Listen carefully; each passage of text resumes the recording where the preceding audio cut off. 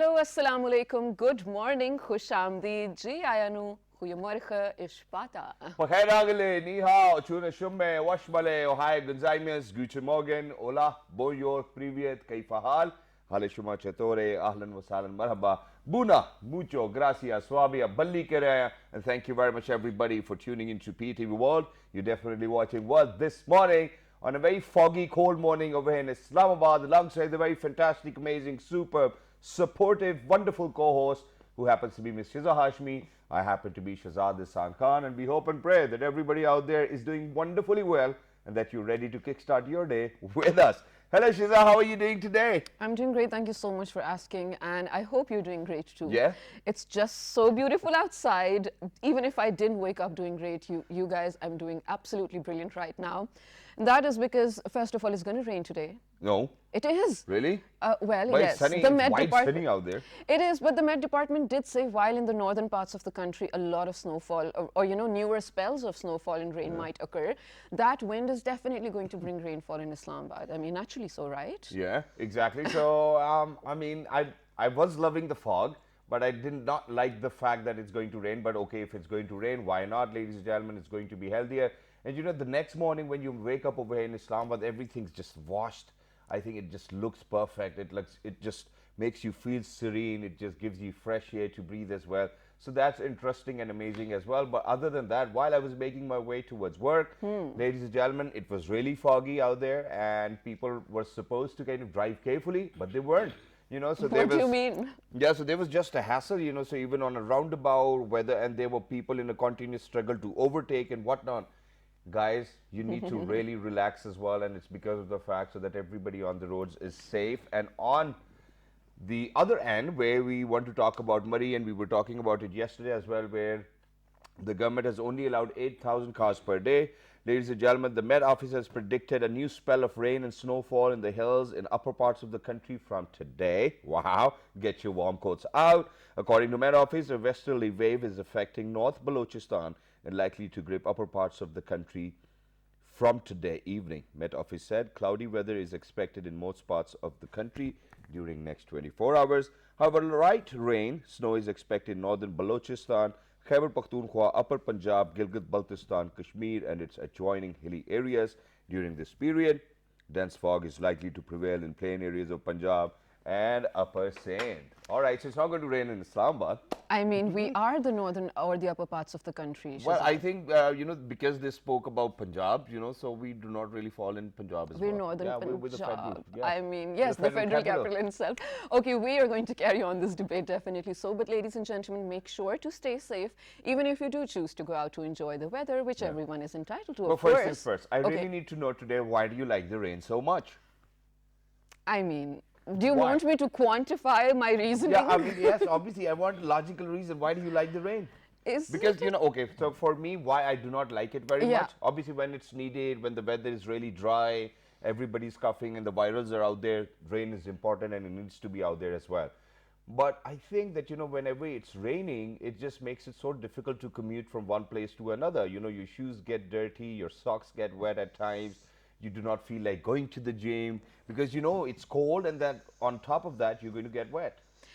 I totally agree with you. And maybe I don't feel those things because, first of all, if I have to go out to enjoy rain, someone is driving me. Yeah. So I'm just enjoying rain. And secondly, from my point of, actually just dwelling into the beautiful weather is probably sitting on my terrace or, you know, maybe going out with a friend, still sitting in a car. Yeah, the comfort of your home. Not getting Or your wet. car. Yes, absolutely. But alhamdulillah for the weather. Or maybe the Kisan in me actually likes rain. Imagine that. Wow, yeah. Kisan is a farmer, so yeah. Obviously, you know, they will like rain, and you know, this is something which everybody kind of needs to focus on because, you know, there was this once a great leader who actually said that we really need to kind of focus on, you know, growing our, you know, whatever fasal we were talking about probably, or we need to think about farming rather than going outside, and that only then we can actually move towards the road to prosperity as well. But I think, ladies and gentlemen, when we talk about moving towards our goal, towards our destiny and towards prosperity and taking the country towards prosperity, the expat community over here has actually played a very pivotal and a major role as well because we talk about remittances, we talk about all sorts of stuff, ladies and gentlemen. They've always been there. They've been the backbone of the economy of the country as well. But what about all of those problems they face? What about all of those grievances they face? What about all of those issues they have back home, which they cannot come back every now and then to kind of attend to them? So there needs to be smarter solutions for them, right? Yeah, I agree with you again, like every Thank you other very thing. much. But Shazad, don't you feel like, and we have discussed this over and over again as well, ever since this government came into being, the expats or the overseas Pakistanis for that matter find it way too easier than before, not just to return to Pakistan to see their family, but also to maybe start up a business or maybe invest with the Pakistani family members living over here, or maybe just be a part of the democratic system for that matter. So many eases have been created for them in terms of tax exemption as well, in one way or another, and now they can buy houses or cars living from just living at their own place abroad as well. But recently this convention happened, Yes. where a lot of overseas Pakistanis joined together More along than with 700 overseas Pakistanis, ladies and gentlemen. Yes, along with the governmental and non-governmental organizations to Yes. actually, sort of create a discourse or discuss their issues and then come to a result as well. We have some visuals of this going on too, and shortly we are going to be in conversation with three of the leading personalities for this Of the convention Overseas as well. Pakistanis Global Foundation as well, and I think that these are the people who actually bridge the gap in between the expat community and the government as well. True, true. So we're very thankful to them. We're very thankful to Shahryar Khan Afridi Saab as well. We will thank you to the entire PTI government for actually extending that kind of support which was required. The only question I might have to ask was, why wasn't I the moderator of this? I was convention which took literally place? thinking that. It's all right, I might be expensive at times as well, but ladies and gentlemen, without any further ado, we're very lucky that we've actually been joined by the President Overseas Pakistanis Global Foundation. He happens to be Mr. Sheikh Shakil. Hello, sir. Assalamu alaikum. Good morning. Walaikum assalam. Good morning. How are you? Absolutely perfect, sir. Thank you very much for joining us. Wonderful to have you, and you look very smart. Thank you. Thank you for having us in the show once again. It's our Thank you pleasure very much. always. Thank you. Thank you very much once again, alongside Sheikh Saab, ladies and gentlemen. What a profound person. He's always making sure that nobody out there will actually have to go through what they might have gone through as being the expats as well. But alongside him, ladies and gentlemen, we have been joined by a visionary himself who happens to be the chairman of OPGF. He is Mr. Zahir Akhtar Meher Saab. Hello, sir. Assalamu alaikum. Good morning. Walaikum salam. Good morning, sir. So thank you very much for joining us. Thank you for having me. Thank you very much once again. Last but not the least, ladies and gentlemen, the face always looks very familiar, and whenever he's here, but I still cannot, at least, because they have been on the show for like twice or thrice as well, but I still think that as if he lives in Pakistan, because that's how similar or familiar his face is. Ladies and gentlemen, he happens to be the legal advisor for OPGF. So first, sir, we'll move on to Zaid. So Zaid, things first, convention took and a lot of good news. So first things first, sir, I think we'll move on to the chairman, Zaid Saab. So Zaid Saab, first things first, the convention took place and a lot of good news you guys have for us and for the expat community. So please share that in the first place, and then we'll continue the conversation. Thank you very much for having us today again. And this is the first time in the history the convention, overseas convention, happened in Islamabad with the collaboration of the government of Pakistan, especially for the Kashmir Committee Chairman Shahryar Khan Afridi Saab. Overseas Pakistani feel very proud and very they feel very happy they after incident happened in Lahore. So at least this government give the token of respect to the all overseas Pakistani around the world, and overseas Pakistani always contribute to the country. They like to contribute. They like to bring the new technology from the skill base or knowledge of transfer or the young kids. We're trying to build up the bridge between the two nations. True. So our children, our new generation will be continue keep in touch with Pakistan heritage and Pakistan culture and the government of Pakistan. That's wonderful, and Saren, you're definitely doing what you were supposed to do as OPGF as well, and as the chairman of OPGF, and even all of your team members. But very quickly, to bring down more than 700 expats, just for this convention, I think must have been a tough task. And what is the kind of trust people have, the expat community, on you that they were willing to come down, and they did? Well, Overseas Pakistani Global Foundation is functioning right now in 16 different countries. Wow. So when we call the different countries people and they follow, and then they came in Islamabad, we have like more than 20 country people came in. Wow. all the way Africa, East Africa, Europe, Middle East, and North America. So in the UK, we have a large community, lot of overseas Pakistani who's our member. More than 1,000 people are member in Overseas Pakistani Global Foundation around the world. Wow. Well, that's that is wonderful. brilliant. And before, of course, I ask you what the end results were, Sheikh Saab, I'm going to ask you, last time when you guys came here, you had some, objectives that you wanted to take forward. Were all of those catered to, whatever you had in mind? Yes, thank you. Yes, the lot of new things are going on, which it makes overseas happy. Okay. First of all, But you're the not rights- smiling. You need to smile. The, You know, it makes you happy. rights for the vote. Yeah. Now, the Prime Minister of Pakistan, he really was after this, this need to give rights to the overseas, which we have now. Yes. So now we feel like, we are part of Pakistan, we are Pakistani now. Before, they left us over. Oh. So I really appreciate Prime Minister of Pakistan. And second thing, this event with the Shahryar Khan Afridi, Yeah. he really went hard for overseas Pakistanis. He put a lot of efforts. Okay. And we cannot have word for him. I really appreciate him and also Prime Minister of Pakistan, because they did a wonderful job, and they really show overseas Pakistanis not only in a speech always say that they do something. Now we see practically on a ground level they are really working with us. Definitely. So it make us really proud and happy.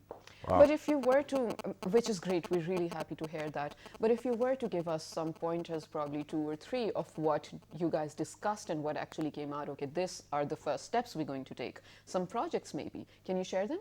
Yes, actually we did have discussed about the investment with the, we are talking to some people of government, how we can bring the investment to Pakistan, Roshan digital account, how we can transfer the money. We are telling all our members, don't keep the money into your local bank.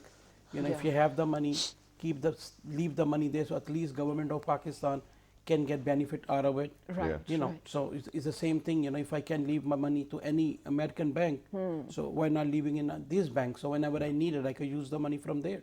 Brilliant. So while they were, of course, making progress in terms of your objectives that you had in mind, you were also educating the overseas Pakistanis on how to go about the new policy. That's what we are doing. Exactly. But that's not just it as well, because Sheikh Saab actually spoke about it, but I'll move on to Shiraz Bhai over here, because Shiraz Bhai was counting it on his fingers today early in the morning when we met. So Shiraz Bhai, what are the other initiatives which are actually going to bring a big smile on the expat community? Please share them with us.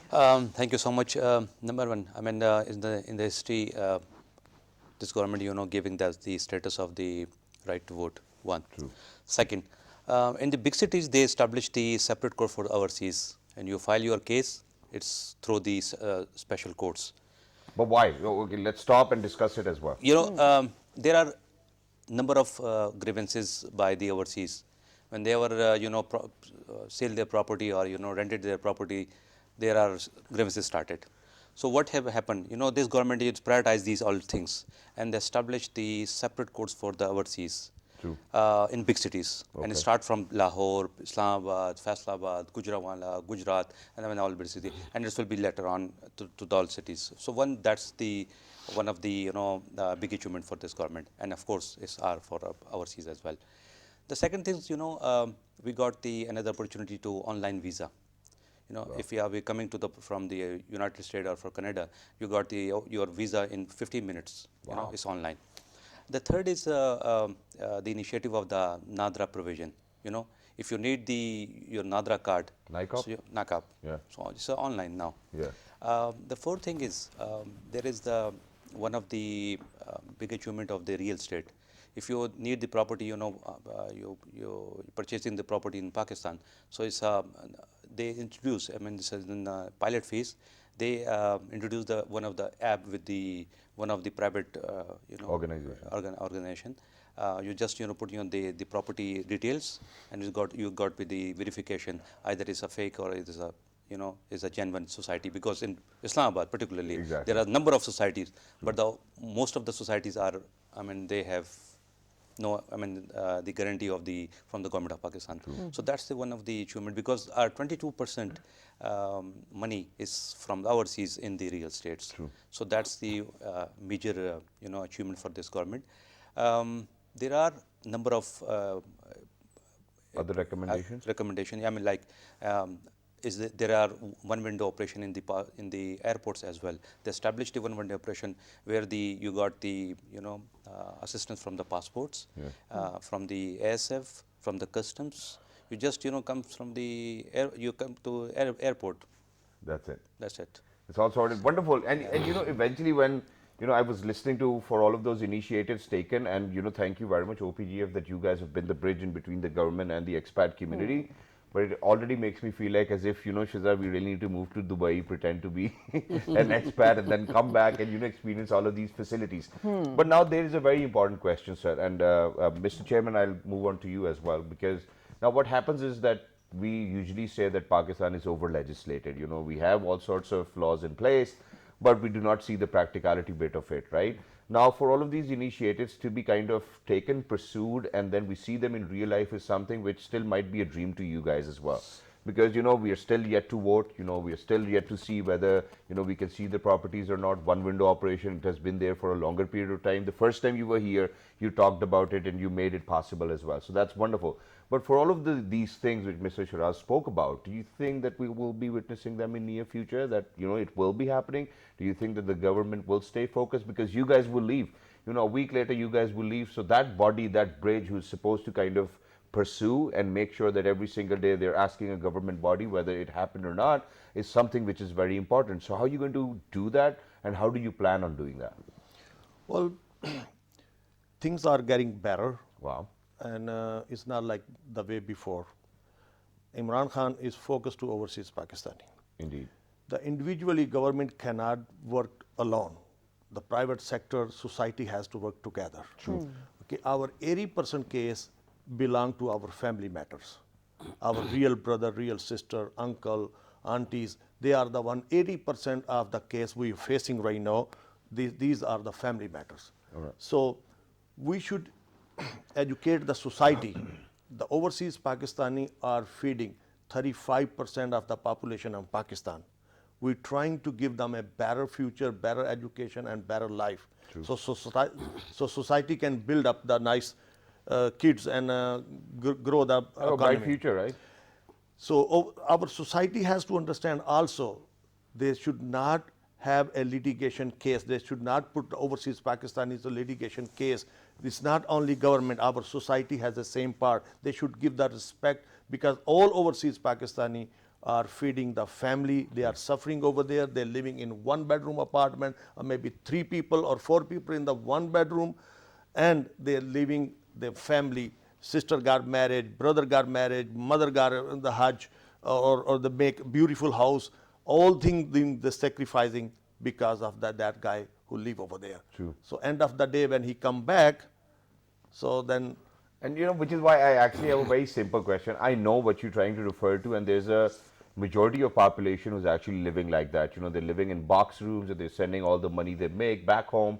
But when you go back home, for example, Mandi Bahawaldeen, for example, Gujarat, everywhere, you see palaces. Where there's only 2 or 3 people living. So I think that the expats really need to kind of strike a balance in between as well. That, hey, you know what, mom, dad, you really can probably live a healthy life in a 5-bedroom house. Rather, I should live in a 2-bedroom house and make my life easier as well. We should change so the I think concept. that part of understanding needs to be there as well. Yeah, we should change the concept what we're doing right now.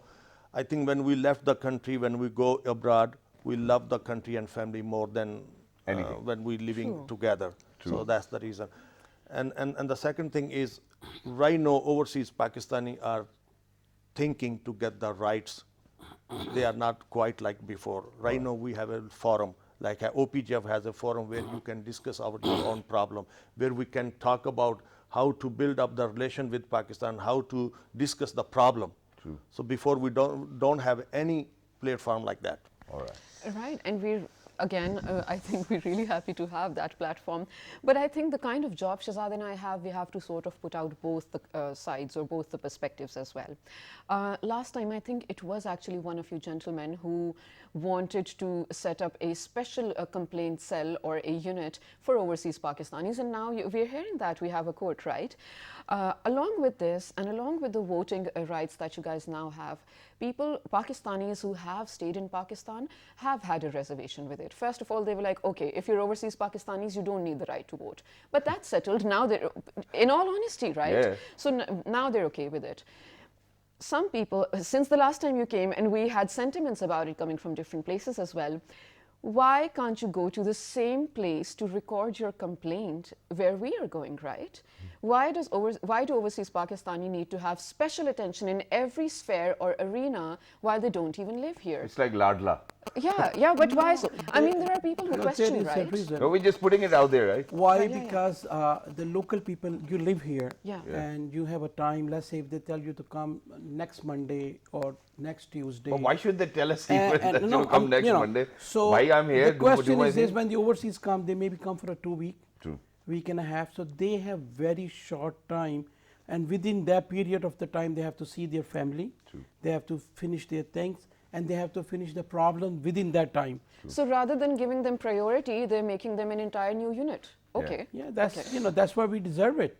Okay. And second thing is this: thanks to your show, whatever we put up here, we see. I think it went gets to Prime heard. Minister, and yes, we started with the Saudi Yeah. prisoner. Prisoners, Exactly. that It get was clear. amazing. Then we started. If you remember, you cannot even buy a car. True. When I come in a first show, Exactly. Before and the we put Roshan this account. up, now you can able to buy a Buy a car car. and a house. Yeah. Then we say there no question asked investment in Pakistan. Now no question asked. And this happened in your show. Nice. Exactly. And now something we need again, and I'm giving another advice. We need a one window operation for 90 days. If any overseas, let's say we are 3 sitting here, government should set up a one amount. Let's say you bring like one certain amount of money, regardless how many people pool that money, and you bring it to Pakistan, and we are get you approval done in 90 days for everything. Like you don't need to go door to door. We gonna get you everything, but bring the investment to Pakistan, regardless how many people behind the scene. But bring the investment and do some project in Pakistan. Yeah. And second thing, that we can have a lot of call center, which we are way behind on that. True. Okay. The government of Pakistan should work with some overseas, even work with us, and we can bring a lot of business from overseas to Pakistan, which India and the Philippines is taking. They Yeah. have the market. Huge. So we can also have the market. True, we why also not? have the sources. A lot of Pakistani have a good businesses in everywhere around the world. Yeah. And they have win-win position for them and for Pakistan. All the young kid coming out of colleges, Sure. they can have a good job, Exactly. and they can get groomed. Of course. And I And we hope believe that. it's a wonderful recommendation. There are 2 or 3 more successful models working over in Pakistan as well. But very quickly, I will move back to Shiraz Bhai as well, because Shiraz Bhai, for all of these initiatives we're talking about, well, before I actually say that, since you spoke about that, whatever you spoke about on the show, alhamdulillah, it got fulfilled. Let me tell you that we were ranked Most on of number 3 in the top 10 shows in Pakistan as well, you. alhamdulillah. Wow. So thank you very much for saying that. So Shiraz Bhai, for all of these initiatives which will be undertaken by the government and through the efforts of the OPGF, God forbid if these initiatives do not are fulfilled or they do not take place, what legal prosecution can OPGF go through? Number one, we have the few of evidence, the initiative by the government, it happened. Number one, last week, one of our colleague lost his passport in Turkey. Yeah. And you know what happened? In 15 minutes, he got the travel documents. Wow. Okay. From the government of Pakistan. I need to be a part of this organization. But for that, you need to go to Turkey Turkey. first, right? Another example. No, with OPG. One of our colleague is coming from the United States, and she got the visa in 15 minutes online. Wow. So I mean, it's happened now. So it's happening. It's happening. Yeah, so there's no grievances, everything's happening. The only thing we need now is one window operation, and that too for 90 days. So thank you very much, gentlemen, for being with us. It was lovely to be in conversation. I just want to make one small point. Now, for everybody who's out there, I even feel like saying it in Urdu, but afterwards, let me say it in English first and then I'll say it in Urdu. for each and every person, you know, living within Pakistan and they have their loved ones outside abroad who actually work day in, day out and make sure that they're going to send their money. Ladies and gentlemen, that's what they're trusting you with. They're trusting you with their life. And you know, with the savings of their life, that one day, eventually they will retire, they want to come back, spend time with their family, parents, and you know, unfortunately, there's a maximum, in fact, a massive population of people who, when come back, you know, they're actually stripped of all everything which they have been sending way back home as well. So now in Urdu. ख़वातीन और हज़रात, ये OPGF जो है, ये जितना भी काम कर रही है, ये मुझे लगता है बहुत अच्छा है। उसकी वजह ये है कि जितनी इन लोगों ने अपनी कम सिन उम्री के अंदर जब ये मुल्कों से बाहर गए, इन्होंने जो मेहनत की है, अकेले अकेले रहे हैं, सर्दियों की रातें गुजारी हैं, मेहनतें की हैं, उस मेहनत के बाद जो कमाई करके ये घर भेजते थे कि हमारे वालिदैन, हमारे बच्चे, हमारे भाई सब खुश रहें, जब ये खुद रिटायर होकर वापस आते हैं तो वही भाई जो है वो इनको जवाब दे देता है कि आपकी तो कोई ज़मीन ही नहीं है, आपने तो कोई पैसे नहीं भेजे, वो तो सब लग गए हैं।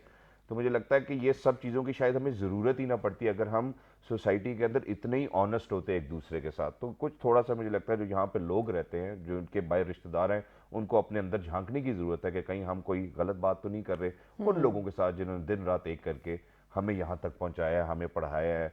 रोटी रोज़ी अल्हम्दुलिल्लाह अल्लाह की तरफ से आती है, लेकिन वसीला तो यही बनते हैं।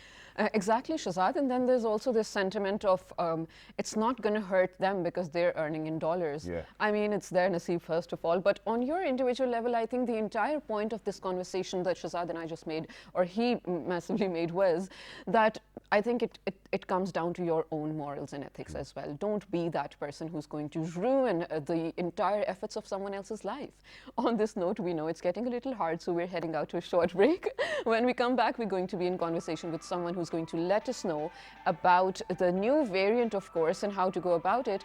But actually, the chairman has one last note to make. Yes. I want to say about overseas Pakistani, what they feel about the country. जब अपनी धरती पुकारे, हाज़िर हैं ये सर हमारे, क्या सूरज चांद और तारे, ये सब हमने तुम परवारे।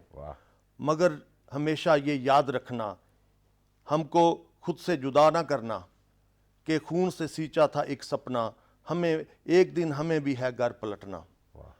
नज़र में सारे गुलाब रखना, हमारे लिए महताब रखना, उम्र रफ्ता का हिसाब रखना, हमारा बचपन शबाब रखना। सर हम इंशाल्लाह पूरी कोशिश करेंगे to keep your बचपन शबाब as well. But for everybody who's out there, ladies and gentlemen, we're heading out towards a short break. Thank you very much, gentlemen, and thank you very much for whatever you've done for the expat community. And may you succeed in every venture you take on as well. We're heading out towards a Short break. Stay tuned. Good morning. Thank you very much, sir.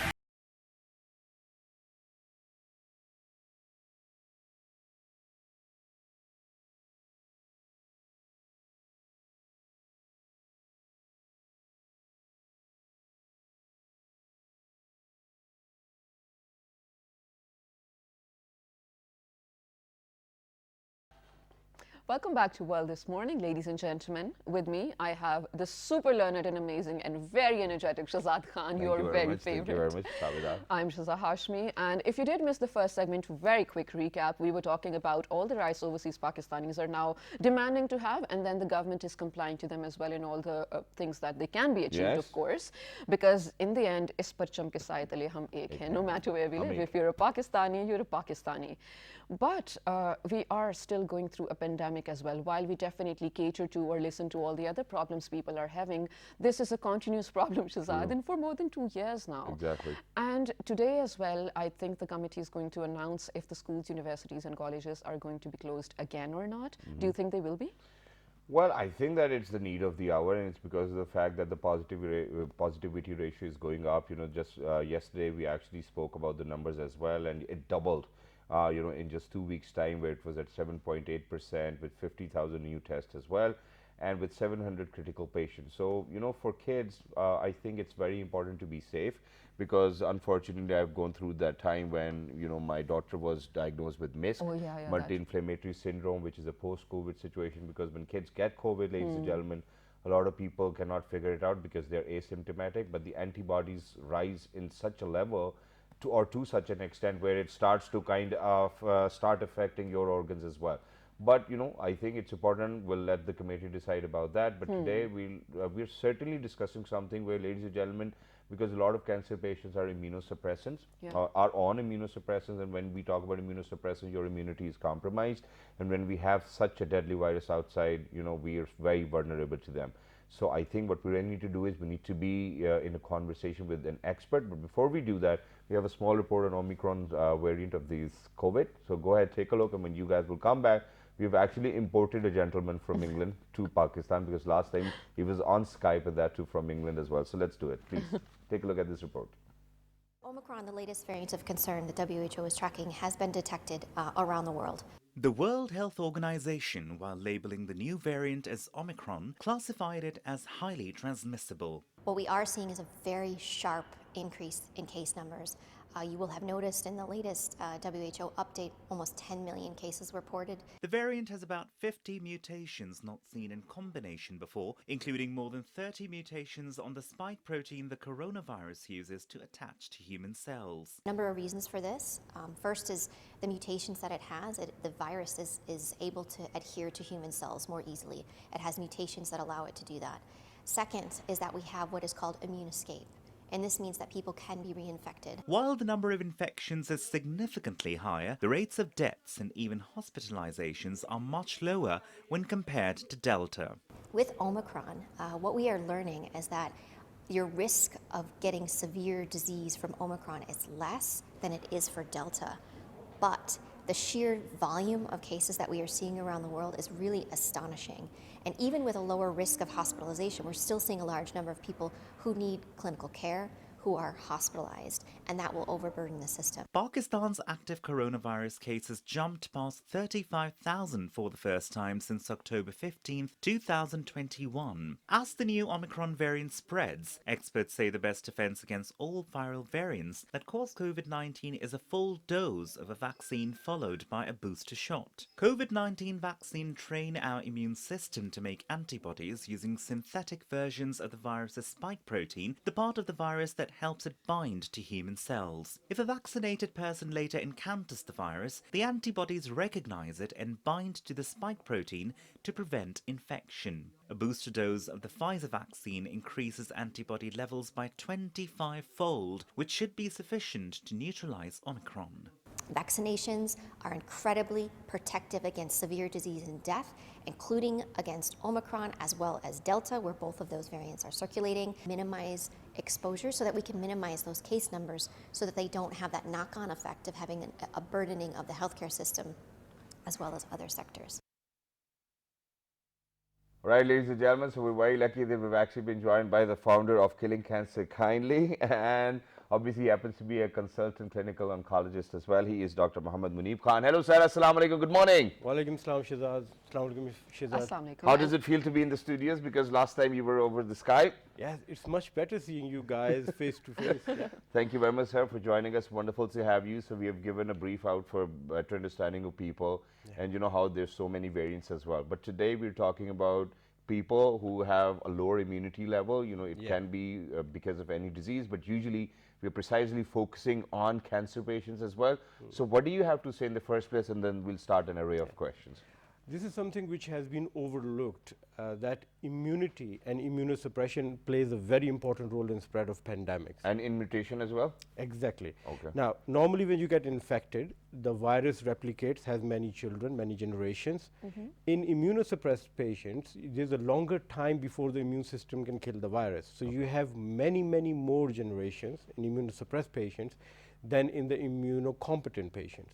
So the Omicron variant, which started from Botswana, has started in an immunosuppressed person. And because that person's immune system, whether it was cancer chemotherapy, organ transplant treatment, or whether it was HIV or AIDS, because Botswana has 20% HIV positive population.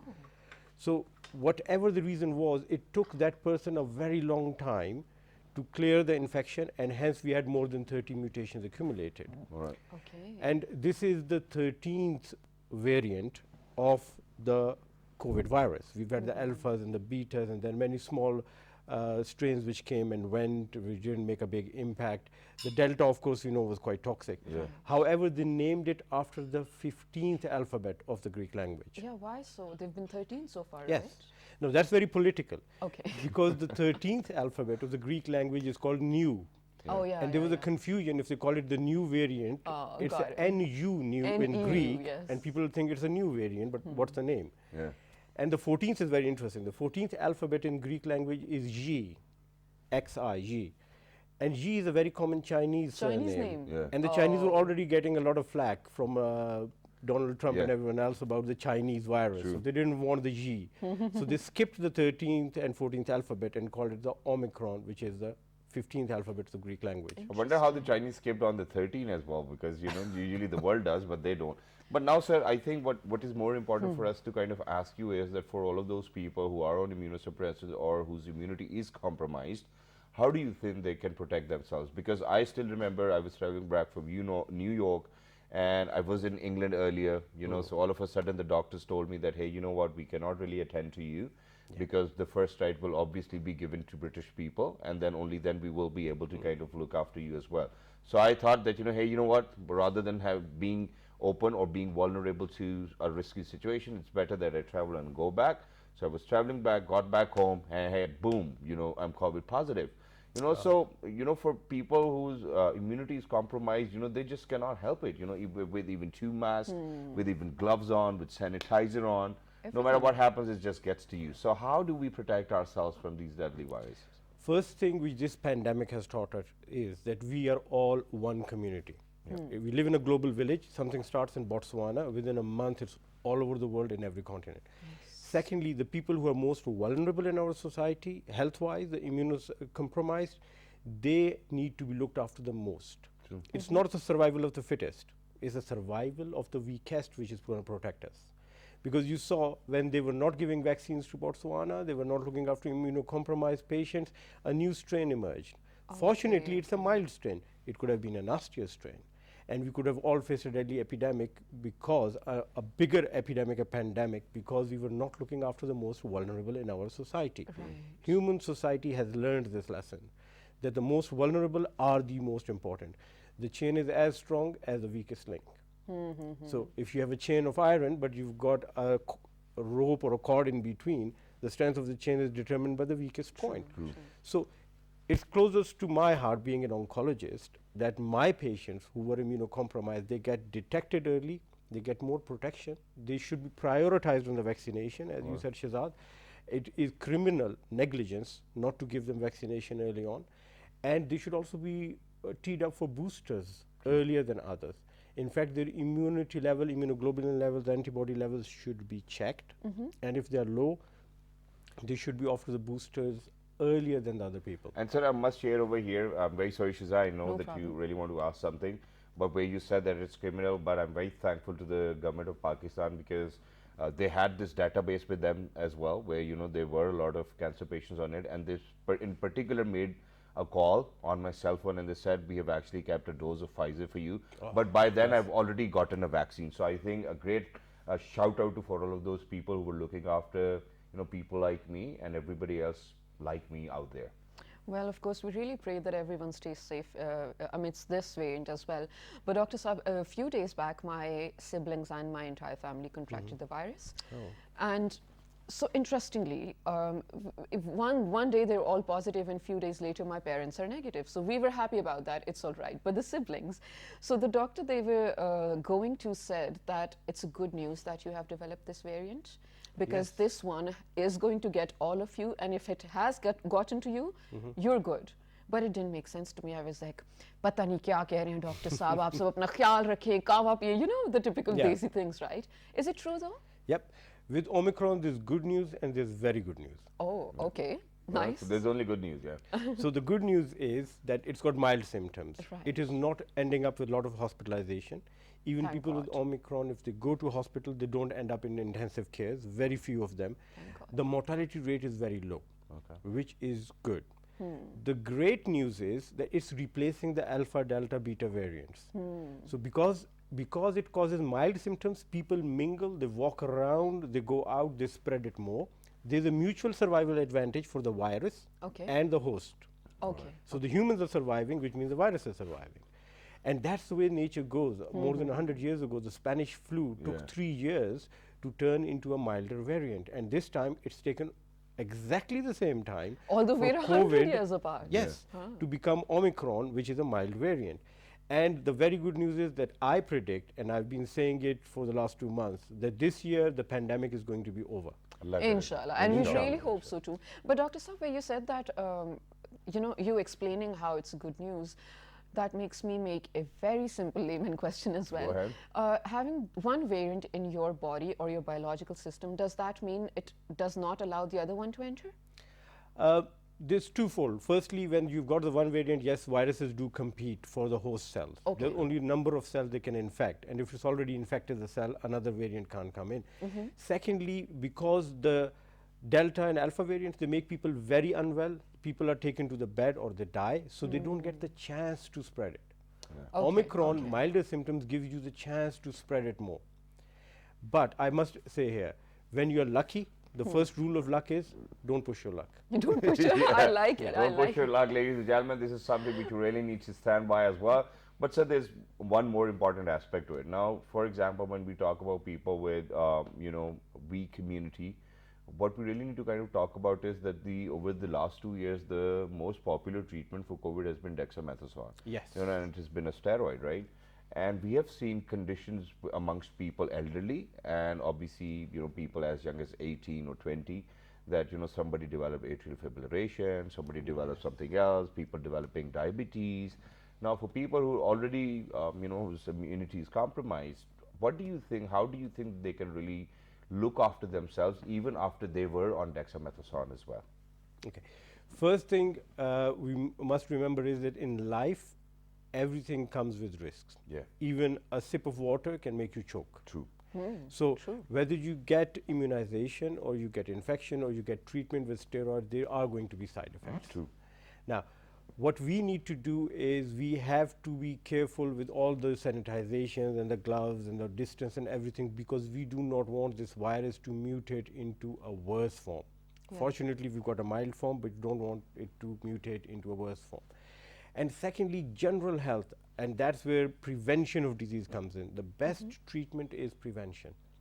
We need to educate the people, the immunocompromised, how can they look after themselves, reduce the risk of infections, general health. You'll be surprised to know that mental health is very important. True. Yes. If you are stressed and depressed, your body produces steroids and they suppress your immune system. All right. And within hours, your immunity can go down. So it's mental and physical health both that we have to focus on and improve, and tell people how to improve that. Absolutely. wonderful. Thank you so much for saying that, and thank you so much for being here, Dr. Saab. We really would love to have you again when, inshallah, the pandemic is over, and we'd love to congratulate you on your prediction as well. We hope it does end this time. Ladies and gentlemen, for right now, the variant is out there, of course. Like Shahzad mentioned, the positivity ratio yesterday the rate was 7.8, and just this morning I was reading in more than 4 cities of Pakistan, the positivity rate has been recorded more than 10, which is absolutely insane. So please, ladies and gentlemen, stay safe, follow the SOPs, and let's all pray together the pandemic ends this time. Ameen, so Ameen, just like Dr. Saab has predicted as well. So, ladies and gentlemen, till the next time, look after yourselves, drive safely, because early in the morning, it's very foggy over in Islamabad, Lahore, and the other areas of Punjab as well. The snowfall is taking place. Make sure to keep yourself warm. Don't get ill, because there are a lot of other viruses out there as well, and we really want everybody to be healthier out there as well. So, look after yourselves. 1, 2, 3. Good morning. Take care. Thank you very much.